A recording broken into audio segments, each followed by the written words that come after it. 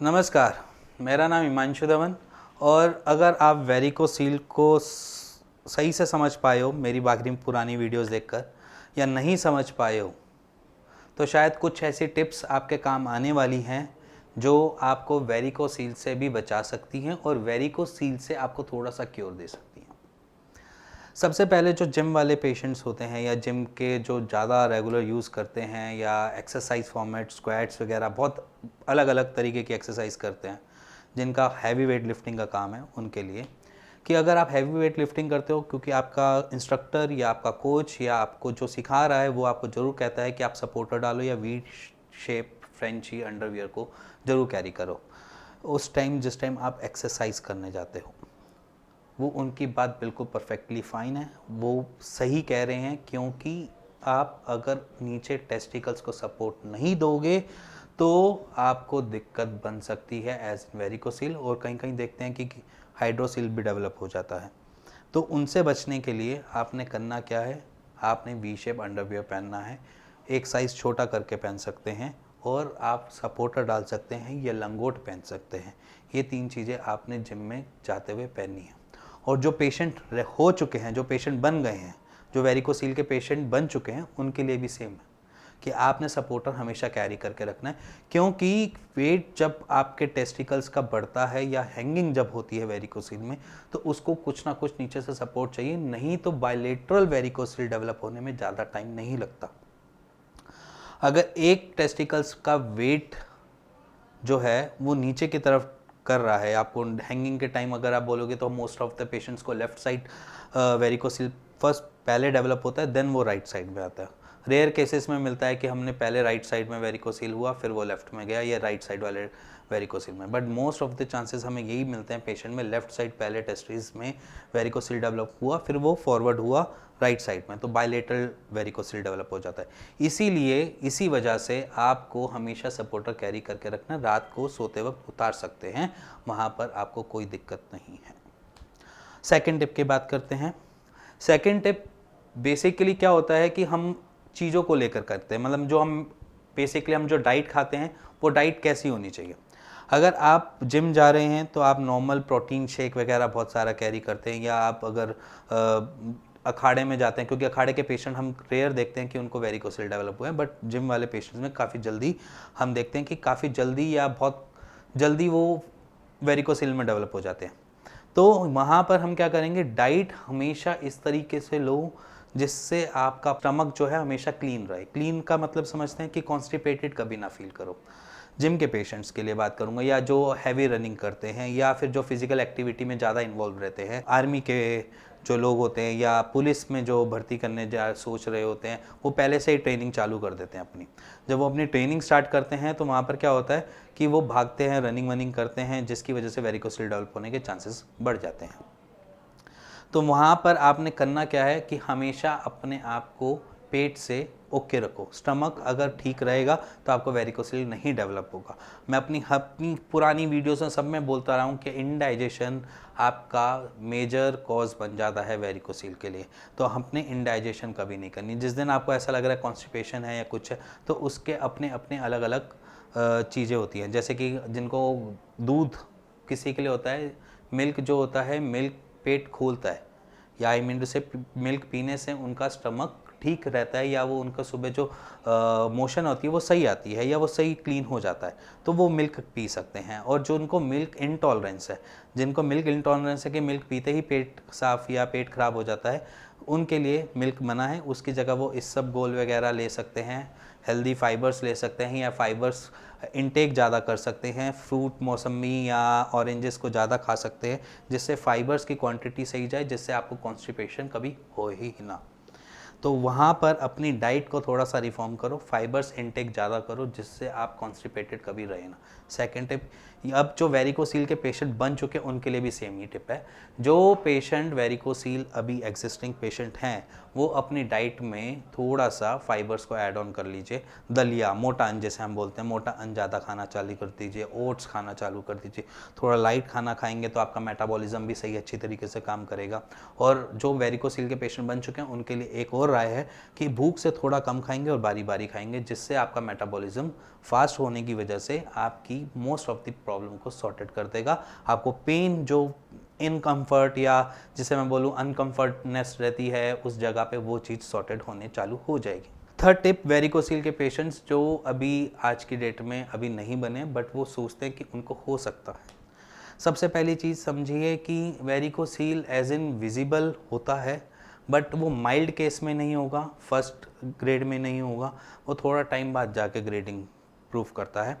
But उससे पहले क्या करना है हमने, वेरिकोसील आपकी नस फूलने की दिक्कत है, कोई ऐसी जगह जहाँ पर ब्लॉकेज या जिसकी खून की जो फ्लो है वो डिस्टर्बेंस होने की वजह से वहाँ का वेन का साइज़ फूलना है ना। अब वो जो वेन का जो साइज़ फूलता है वो उसके पीछे रीज़न क्या होता है, उसके पीछे मैंने आपको पहले भी बोल चुका हूँ अपनी इसी वीडियो में पहली टिप में कि आप फिज़िकल एक्टिविटी वहाँ तक कर पाएँ जहाँ तक आपकी बॉडी एक्सेप्ट कर रही हो, उसको पॉसिबिलिटी हो। अगर आप एक्सेसिव एक्सरसाइज करते हैं वो भी हार्मफुल है। कोई आपको जो अगर मैं बात करूं तो योगा भी अगर कुछ इंस्ट्रक्टर्स होते हैं वो भी यही कहते हैं, या जो एक्सरसाइज वाले इंस्ट्रक्टर होते हैं, एक्सेसिव एक्सरसाइज हमेशा आपको दिक्कत दे सकती है। देखो, हर बंदे को कंपटीशन नहीं लड़ना। अगर मैं बात करूंगा कि जो कंपटीशन बॉडी बिल्डिंग में करते हैं, हर एक पीपल को ऐसा नहीं है कि अगर मैं अपनी बात करूंगा तो मैं कभी नहीं चाहूँगा कि मैं बॉडी बिल्डिंग में जाऊँ। हाँ, फिटनेस रहने के लिए मैं एक्सरसाइज जरूर करूँगा, बट फिट रहने के लिए एक्सरसाइज नीड है बट बॉडी बिल्डिंग नीड नहीं है। तो जो लोग बॉडी बिल्डिंग की तरफ जाते हैं और एक्सेसिव एक्सरसाइज इसलिए करते हैं कि उनकी फिजिक इतनी अच्छी बन जाए जिससे वो बॉडी बिल्डिंग कर सके, तो समझ लीजिए कि आप एक रॉन्ग डायरेक्शन में जा रहे हैं। अपना आपने मन बना रखा है, गोल बना रखा है बॉडी बिल्डिंग के लिए, तो आप जाओ, मना नहीं है। बट आप किसी को देखा देखी जा रहे हो, वो चीज़ गलत है। वहाँ पर आपकी बॉडी जितना एक्सेप्ट करे उस एक्सरसाइज को बितना ही कीजिए। एक्सेसिव एक्सरसाइज नीड नहीं है कहीं पे भी। और जो वेरिकोसील के पेशेंट हैं उनके लिए तो एक्सरसाइज है ही नहीं। कुछ आसन्स है, कुछ मैंने वीडियो बना रखी है उसके पीछे कि कौन कौन से आपको आसन करने चाहिए जिससे आपका ब्लड का फ्लो बेटर हो। तो समझ लीजिए कि एक्सेसिव एक्सरसाइज नीड नहीं है। सेकंड, अगर आप वेरिकोसील के पेशेंट बन चुके हैं तो मैंने एक वीडियो बना रखे, उसका लिंक मैं अपने डिस्क्रिप्शन में नीचे दे दूंगा, आप जाकर उसको देख सकते हैं और अपने इस वेरिकोसील को थोड़ा सा लेवल में ला सकते हैं। अब रही बात वेरिकोसील को अगर हमें और तरीके से ठीक करना हो, मतलब अगर आपको ये भी डर लग रहा हो कि वेरिकोसील डेवलप भी हो जाएगा या फिर अभी अब हो एग्जिस्टिंग पेशेंट हो, तो और क्या करें। एक सिंपल सी बात है, अगर आप फ्लो को बेटर करेंगे तो वेरिकोसील अपने आप ही नेचुरली कुछ ना कुछ हीलिंग प्रोसेस में आएगा, क्योंकि बॉडी हमारी हीलिंग प्रोसेस में रहती है। वो किसी भी चीज़ को हील करने की पूरी कोशिश करती है जब तक उसको वो सपोर्ट ना मिल जाए पीछे से। अगर बिना बिजली के कंप्यूटर चलता है क्या? नहीं चलेगा। बिना ये, अगर मैं कैमरा आपके सामने बात कर रहा हूँ, इस कैमरे के आगे भी बात कर रहा हूँ, तो बिना बैटरी के ये भी नहीं चलेगा, है ना। वैसे ही हमारी बॉडी है, उसको किसी ना किसी चीज़ का सपोर्ट ज़रूर चाहिए, चाहे वो किसी भी चीज़ का हो, चाहे वो मेडिसिन का हो या किसी भी अलग पैथी या होम्योपैथी या किसी भी चीज़ का भी हो, बट उसको सपोर्ट चाहिए। वो डाइट भी हो सकती है, वो एक्सरसाइज भी हो सकती है, वो आपकी मेडिसिन भी हो सकती है। तो सपोर्ट आपकी बॉडी को नीड मांगती है हीलिंग के लिए। अब यहाँ पर क्या है, यहाँ पर हम एक वेरिकोसील के पेशेंट जो अभी बने नहीं हैं, डर रहता है उनको कि मैं वेरिकोसील का पेशेंट बन जाऊँ, क्योंकि हमारे पास पेशेंट ऐसे आते हैं कि सर आप देख लो, आपको अनुभव इतना ज़्यादा है कि आप चेक करके बता दो वेरिकोसील है या नहीं है। तो मैं आपको सिंपली कहता हूँ कि वेरिकोसील अनुभव पे नहीं चलता। अगर मैं बोल भी दूँ आपको वेरिकोसील है तो क्या उसका मीनिंग है? कुछ फ़र्क पड़ेगा? आपको सिंपली अगर आपको लग रहा है कुछ ऐसा, तो आप सीधा रेडियोलॉजिस्ट के पास जाएँ, बोलो कि टेस्टिस का अल्ट्रासाउंड करो। अल्ट्रासाउंड करने के बाद उनके जो रिपोर्ट आएगी उसमें देखो क्या चीज़ आ रही है। अगर आपको डिस्कम्फर्ट नहीं है, अगर आपको कोई ऐसी कॉम्प्लिकेशंस नहीं है, तो आपको करवाने की भी नीड नहीं है। अगर आपको डिस्कम्फर्ट है, सीमेन एनालिसिस की रिपोर्ट अगर आपकी थोड़ी ख़राब आई है, तो जाओ आप एक बार ये टेस्ट जरूर कराओ अपनी USG स्कॉटम की, जिसमें ये पता चले कि कौन से ग्रेड में है, कहाँ पर है, कितने mm फूली हुई है। ये सारी चीज़ आपको रिपोर्टिंग बताएगी। हम सिर्फ टच करके, या कोई भी डॉक्टर आपको टच करके यही कह सकता है कि हाँ वेरिकोसील है या नहीं है, ठीक है। और वो 4 फिंगर टेस्ट होता है। 4 फिंगर टेस्ट अगर मैं आपको बताना चाहूँ तो वो थोड़ा लंबा हो जाएगा, वीडियो का कंटेंट भी बड़ा हो जाएगा, तो मैं वो चीज़ नहीं बताऊँगा। बट आपके सपोर्ट में कुछ एक एक्सरसाइज ज़रूर बता के जाऊँगा इस टिप में, कि आपने करना क्या है। जब हम मॉर्निंग में उठते हैं जब हम फ्रेश होने जाते हैं, मोशन क्लियर करने जाते हैं, तब उसके बाद आकर हम थोड़ी देर शायद बेड पे लेटते हैं या चेयर पे बैठते हैं या चाय पीते हैं या गुनगुना पानी पीते हैं। बहुत अलग अलग चीज़ों की अलग अलग एक्टिविटी होती है। तो हमने वहाँ पर करना क्या है, फ्रेश होने के बाद आओ, थोड़ी देर बेड पे लेटो, अपने टांगों को थोड़ा सा अपलिफ्ट करके लेट जाओ। अब वो नीचे पिल्लो लगा सकते हो टांगों के नीचे, या फिर दीवार का सहारा ले सकते हो। थोड़ी देर लेट जाओ, 20-25 मिनट अगर आप लेट सकते हो तो लेट जाओ, क्योंकि हम उस टाइम आपकी बॉडी से ये ऐसा काम करवा रहे होते हैं कि आपके ब्लड का फ्लो जो है वो बेटर करने की कोशिश कर रहे होते हैं। वो इसलिए क्योंकि हमारी बॉडी का खुद का ही blood flow anti gravitational force चलता है, ऑपोजिट ग्रेविटेशनल फोर्स चलता है। जब हम टांगों को ऊपर करते हैं तो हमारा खून का फ्लो सारा का सारा ऊपर की तरफ जाना चालू कर देता है, जिसकी वजह से हमारी टेस्टिस की फंक्शनिंग को थोड़ा सा हेल्प मिल जाती है और वेन के अंदर का फ्लो जो है वो उस टाइम थोड़ा सही हो जाता है, जिसकी वजह से आपको डिस्कम्फर्ट, पेन, ऐसी चीज़ें नहीं मिलती हैं। और इसी एक्टिविटी को दोबारा दोहराते हुए आप शाम के टाइम भी ये चीज़ कर सकते हैं, जब आप सारे कामों से फ्री हो जाओ, रात को सोने से पहले भी कर सकते हैं, जिससे आपको आराम मिल जाएगा आपकी वेरिकोसील से। और फोर्थ टिप की बात करूँगा।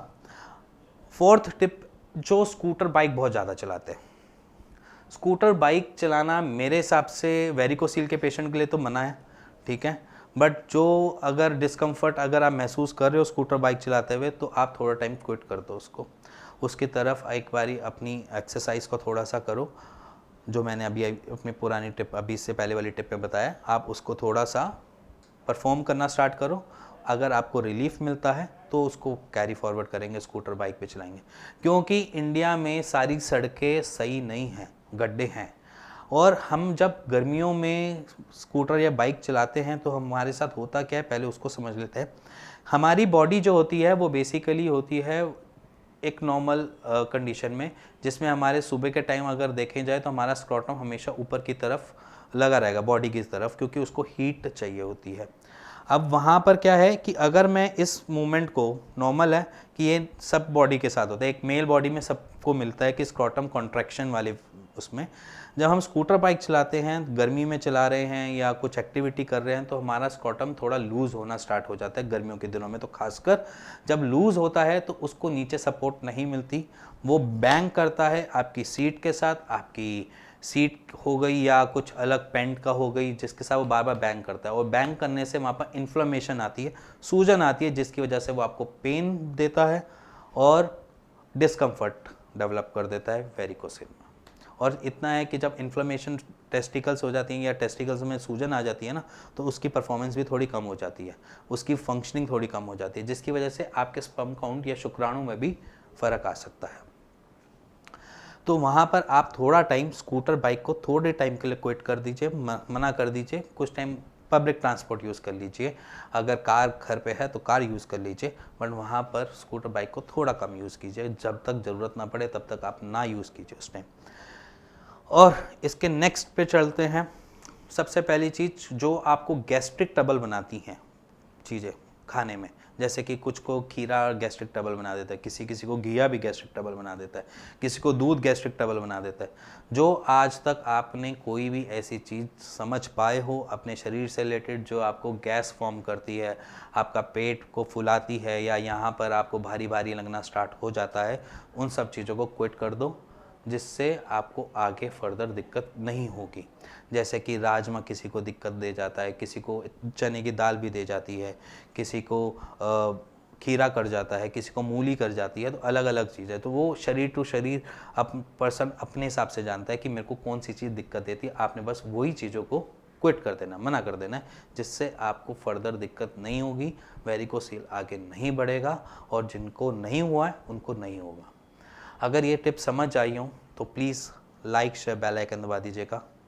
और अगर आपके माइंड में कुछ भी चलता है वेरिकोसील के रिगार्डिंग कि ये वेरिकोसील से एक सर्जरी ऑप्शन है और कोई ऑप्शन ही नहीं है, तो शायद आप गलत सोच रहे हो। आप मेरी पुरानी वीडियोस पे जा सकते हो, मैं टेस्टिमोनियल तो ऐसा सच नहीं बनाता, बट उनकी रिपोर्ट्स ज़रूर शेयर करता हूँ जो पेशेंट रिकवर होते हैं, बट सबकी नहीं करता, कुछ कुछ की करता हूँ, जिनके यहाँ से, जिनके मेरे को पता है, जिन्होंने मेरे को कह रखा है कि कोई बात नहीं, आप मेरी रिपोर्ट शेयर कर सकते हो, बस उनकी रिपोर्ट शेयर कर पाता हूँ, आप जाकर वो देख सकते हैं।